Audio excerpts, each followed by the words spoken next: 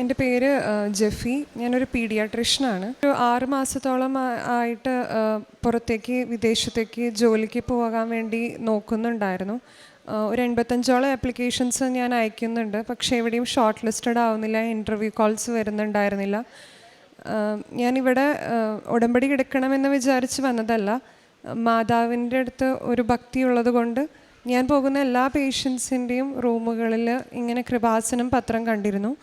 അവസാനം എനിക്ക് ഒരു പത്രം ലഭിച്ചു. അപ്പോൾ അങ്ങനെ വായിച്ചറിഞ്ഞ് മാതാവിനെ കാണണമെന്ന് വിചാരിച്ച് ഞാൻ വന്നതാണ്. വന്നു കഴിഞ്ഞപ്പോൾ ഇവിടെ ഞാൻ ഉടമ്പടി എടുത്തപ്പോൾ ഈ പറഞ്ഞ കാര്യം ഞാൻ വെച്ചു. അത് കഴിഞ്ഞ് ഞാൻ വീട്ടിലേക്ക് തിരിച്ചു പോയി. ഒരു 5 ദിവസത്തിനുള്ളിൽ എനിക്ക് ഓസ്ട്രേലിയ, UK, ഞാൻ അപ്ലിക്കേഷൻ വെച്ചിരുന്ന സ്ഥലത്തു നിന്നൊക്കെ എൻ്റെ ഇൻ്റർവ്യൂവിന് ഷോർട്ട് ലിസ്റ്റഡ് ആയെന്ന് പറഞ്ഞ് എനിക്ക് നോട്ടീസ് വന്നു.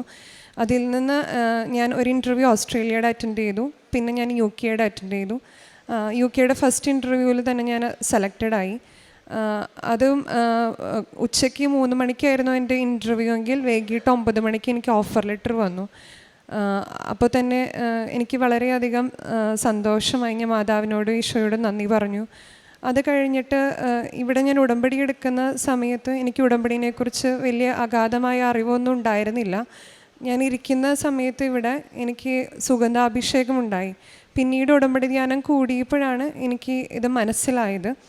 അത് കഴിഞ്ഞിട്ട് പിന്നീട് ഞാൻ ഈ പ്രാർത്ഥനകളും ഉടമ്പടിയിലും പ്രാർത്ഥനകളെല്ലാം കണ്ടിന്യൂ ചെയ്തിരുന്നു. ആ സമയത്ത് എനിക്ക് ഒരു മാതാവിൻ്റെ ഒരു മാതാവ് കാണിച്ചു തരുന്ന പോലെയായിരുന്നു. ഏറ്റവും ലാസ്റ്റാണ് എൻ്റെ പേര് കിടക്കുന്നത്. അതിൽ നിന്ന് കുറേയധികം സമയമെടുത്തിട്ടാണ് എൻ്റെ പേര് ഏറ്റവും ഒന്നാമതാകുന്നത്. അപ്പോൾ എനിക്ക് തോന്നിയിട്ടുണ്ടായിരുന്നു എൻ്റെ ഈ പ്രോസസ്സ് ജാനുവരി 2025 സെലക്റ്റഡ് ആണതാണെങ്കിലും കുറേയധികം പ്രശ്നങ്ങൾ ഉണ്ടാകാമെന്ന് ഞാൻ മനസ്സിലാക്കി. അത് കഴിഞ്ഞ് UKയിലത്തെ മെഡിക്കൽ കൗൺസിലിൽ രജിസ്ട്രേഷനായി. അപ്പോൾ എനിക്ക് സ്പോൺസേർഡ് പ്രോഗ്രാമായിരുന്നു. റോയൽ കോളേജ് ഓഫ് പീഡിയാട്രിക്സ് UKയിൽ നിന്ന് അവർ സ്പോൺസർ ലെറ്റർ അയക്കണമായിരുന്നു മെഡിക്കൽ കൗൺസിലേക്ക്. അതിലവരൊരു ഡിലേ വരുത്തി. അപ്പോൾ തന്നെ ഫസ്റ്റ് സ്റ്റെപ്പിൽ തന്നെ എൻ്റെ പ്രോസസ്സ് അവർ സ്റ്റോപ്പ് ചെയ്യാമെന്ന് പറഞ്ഞൊരു മെയിൽ വന്നു. അപ്പം ഞാൻ ഇവിടെ സെപ്റ്റംബർ 8 ഞായറാഴ്ച ഇവിടെ വന്നിരുന്നു. മാതാവിൻ്റെ അടുത്ത് ഞാൻ പ്രാർത്ഥിച്ചു പോയി. ഞാൻ ബസ്സിലിരിക്കുമ്പോൾ തന്നെ ഞായറാഴ്ച ദിവസം മെഡിക്കൽ കൗൺസിലിൽ നിന്ന് എനിക്കൊരു മെയിൽ വന്നു. എൻ്റെ ലെറ്റർ അവിടെ കിട്ടി. അത് ഒരിക്കലും നടക്കാത്തൊരു കാര്യമാണ്. ഞായറാഴ്ച ദിവസം UKയിൽ മെഡിക്കൽ കൗൺസിൽ അവർ എല്ലാ മൺഡേ ടു ഫ്രൈഡേ ആണ്. അങ്ങനെ ഒരു കാര്യം നടന്നു. അത് കഴിഞ്ഞിട്ട് എനിക്ക് എൻ്റെ ഇവിടുത്തെ മെഡിക്കൽ കൗൺസിൽ ഇന്ത്യയിൽ നിന്ന് ഗുഡ് സ്റ്റാൻഡിങ് വേണമായിരുന്നു. അതിലും തടസ്സങ്ങൾ. ഞാൻ ആളുകൾ വരെ എന്നെ അതിനായിട്ട് സഹായിച്ചുകൊണ്ട് എൻ്റെ കാര്യങ്ങൾ മാതാവ് തന്നെ ഉടനടി ചെന്ന് അവിടെ നടത്തി തരുമായിരുന്നു. അത് കഴിഞ്ഞിട്ട് പിന്നെ വിസ അപ്ലൈ ചെയ്തു.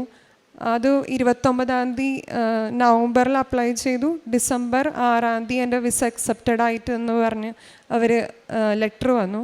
ഈ ഡിസംബർ 26 ഞാൻ UKയിലേക്ക് പോവുകയാണ്. അതുമാത്രമല്ല എൻ്റെ ആത്മീയമായ ജീവിതത്തിലും മാതാവ് ഈശോയോടും ദൈവത്തോടും വളരെ എന്നെ അടുപ്പിച്ചു. ഇതിൻ്റെ കൂട്ടത്തിൽ തന്നെ എൻ്റെ അമ്മയ്ക്ക് ബ്രസ്റ്റിലൊരു മുഴയുണ്ടായിരുന്നു, ഒരു നെല്ലിക്ക വലുപ്പത്തിൽ. അവസാന നിമിഷമാണ് മമ്മി എൻ്റെ അടുത്ത് പറഞ്ഞത്. അപ്പം ഞാൻ ഇവിടെ ഉടമ്പടി എടുക്കാൻ വരുന്നതിന് മുൻപ് ഈ കാര്യം അറിഞ്ഞപ്പോൾ വരുന്നതിന് പകരം ഞാൻ പെട്ടെന്ന് എൻ്റെ ലോജിക്കൽ മൈൻഡിൽ സർജൻ അപ്പോയിൻമെൻ്റ് എടുക്കാനാണ് ഞാൻ ശ്രമിച്ചത്. പക്ഷേ അന്ന് ഞാൻ ഉദ്ദേശിച്ച സർജൻ ഇല്ലാത്തത് കൊണ്ട് ഞാൻ പറഞ്ഞു എന്നാൽ ഇവിടെ വന്നിട്ട് പോകാം എന്ന് പറഞ്ഞു. ഇവിടെ വന്ന് ഞങ്ങൾ പ്രാർത്ഥിച്ച് ഉടമ്പടി എടുത്തിട്ട് തിരിച്ചു പോയി. സർജനെ കണ്ടു. സർജൻ പറഞ്ഞു അത്യാവശ്യം വലുപ്പമുണ്ട്, പെയിൻ ഉള്ളത് കൊണ്ട് ഒരു കോഴ്സ് ആൻറ്റിബയോട്ടിക് കഴിക്കാം, അത് കഴിഞ്ഞിട്ട് നമുക്ക് നോക്കാമെന്ന് പറഞ്ഞു. ഒരാഴ്ച കഴിഞ്ഞ് ചെന്നു. സൈസ് ചെറുതായിട്ടൊന്ന് കുറഞ്ഞു. പക്ഷെ അതുപോലെ തന്നെ ഉള്ളത് കൊണ്ട് പറഞ്ഞു 1 മാസം കൂടെ നോക്കാം, നോക്കിയിട്ടും കുറയുന്നില്ലെങ്കിൽ നമുക്ക് ഒരു ഇൻസിഷൻ ചെയ്ത് അത് ചിലപ്പോൾ ബയോപ്സിക്ക് അയക്കേണ്ടി വരുമെന്ന് പറഞ്ഞു. ഈ കാര്യങ്ങളൊന്നും ഞാൻ എൻ്റെ മമ്മിയുടെ അടുത്തോ എൻ്റെ പപ്പയുടെ അടുത്തോ പറഞ്ഞില്ല. അവർ ടെൻഷൻ അടിക്കണ്ടല്ലോ. ഞാൻ ഇവിടുന്ന് കിട്ടുന്ന ഉടമ്പടി തൈലം വെച്ച് അവിടെ പ്രാർത്ഥിച്ചുകൊണ്ട് മമ്മിയുടെ അവിടെ പ്രാർത്ഥിച്ച് കുരിശു വരച്ച് പ്രാർത്ഥിച്ചുകൊണ്ടിരുന്നു. പതുക്കെ പതുക്കെ അതിൻ്റെ സൈസ് കുറഞ്ഞു തുടങ്ങി. 1 മാസം ആയപ്പോഴേക്കും ഒരു ചെറിയ തടിപ്പ് മാത്രമായി. അത് കഴിഞ്ഞിട്ട് സർജൻ്റെ അടുത്ത് ചെന്നപ്പോൾ സർജനും പറഞ്ഞു ഒന്നും കാണുന്നില്ല.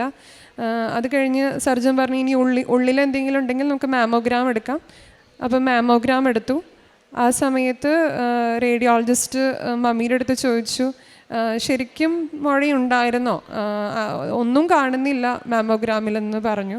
അത്രമാത്രം ഒരു രോഗസൗഖ്യാനുഭവം ഞങ്ങളുടെ കുടുംബത്തിന് ദൈവം നൽകി അനുഗ്രഹിച്ചു. ഞാൻ കാരുണ്യ പ്രവർത്തികളായിട്ട് ഒരു ഓർഫനേജിൽ വിസിറ്റ് ചെയ്തിരുന്നു. പിന്നെ അതുപോലെ തന്നെ ഉടമ്പടിയുടെ ഭാഗമായിട്ട് പത്രം വിതരണം ചെയ്തിരുന്നു. ഹോസ്പിറ്റലുകളിലും ബസ് സ്റ്റാൻഡുകളിലും എല്ലാവിടെയും കൊടുത്തിരുന്നു. അതുപോലെ തന്നെ ബാക്കി എന്നെക്കൊണ്ട് സാമ്പത്തികമായിട്ട് ആരെയൊക്കെ സഹായിക്കാനായിട്ട് പറ്റിയിരുന്നു അതൊക്കെ ഞാൻ ചെയ്തിരുന്നു. ഇതെല്ലാം കൂടാതെ ഉടമ്പടിയിൽ തന്നെ തുടരുവാനായിട്ടുള്ളൊരു വലിയ കൃപയും മാതാവ് എനിക്ക് തന്നു. ഇതെല്ലാത്തിനും ഞാൻ പരിശുദ്ധ ദൈവമാതാവിനോടും ദിവ്യകുമാരനോടും 1000 നന്ദി പറയുന്നു. മലാക്കി പ്രവാചകൻ്റെ പുസ്തകം 3:1 ഇതാ എനിക്ക് മുൻപേ വഴിയൊരുക്കാൻ ഞാൻ എൻ്റെ ദൂതനെ അയക്കുന്നു. നിങ്ങൾ തേടുന്ന കർത്താവ് ഉടൻ തന്നെ തൻ്റെ ആലയത്തിലേക്ക് വരും. നിനക്ക് പ്രിയങ്കരനായ ഉടമ്പടിയുടെ ദൂതൻ ഇതാ വരുന്നു. തൻ്റെ വിദേശ ജോലിയെക്കുറിച്ച് ഈ മകള് ഡോക്ടർ ജെഫി ജോയി ഇവിടെ അനുഭവസാക്ഷ്യം പങ്കുവയ്ക്കുന്നു. താൻ വിദേശത്തേക്ക് പോകുവാനായിട്ട് തൻ്റെ പേപ്പർ വർക്ക് അതിനൊക്കെ ഉണ്ടായിരുന്ന തടസ്സങ്ങൾ, എന്നാൽ ഇവിടെ ഉടമ്പടി എടുക്കാൻ വന്നതല്ല, പ്രാർത്ഥിച്ചിട്ട് പോകുവാൻ വന്നു. പിന്നീട് എങ്ങനെയാണ് ഉടമ്പടി എടുക്കുകയും ആ ഉടമ്പടിയിലൂടെ തൻ്റെ തടസ്സങ്ങളൊക്കെ മാറുകയും ചെയ്തത്. അങ്ങനെ ഓരോരോ പേപ്പർ വർക്കുകളൊക്കെ മുമ്പോട്ട് പോകുന്നു.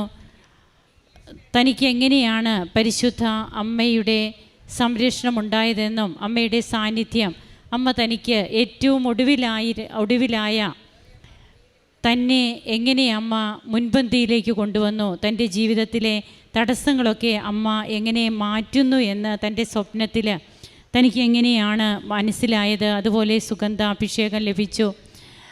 പിന്നീട് ഈ മകളുടെ പ്രൊഫഷൻ തന്നെ ഡോക്ടറാണ്. അപ്പോൾ തൻ്റെ പേഷ്യൻസിനെ തന്നെ എങ്ങനെയാണ് ദൈവികമായ രീതിയിൽ, അതായത് ദൈവത്തിലേക്ക് അടുപ്പിക്കുന്ന രീതിയിൽ തൻ്റെ രോഗികളെ തന്നെ പരിചരിക്കുവാനുള്ള കൃപ തനിക്ക് ലഭിക്കുന്നത്, അത് ഒന്നുകൂടി വർദ്ധിച്ചു ഉടമ്പടി എടുത്തത് വഴി. അത്രയും നാളും താൻ ചെയ്തുകൊണ്ടിരുന്നു അതിനേക്കാൾ കുറച്ചുകൂടി മെച്ചപ്പെട്ട രീതിയിൽ തനിക്ക് തൻ്റെ ഉടമ്പടി ജീവിതത്തിലൂടെ തൻ്റെ രോഗികളെ പരിചരിക്കുവാൻ സാധിക്കുന്നു. അമ്മയുടെ രോഗസൗഖ്യത്തെക്കുറിച്ച് പറയുന്നുണ്ട്.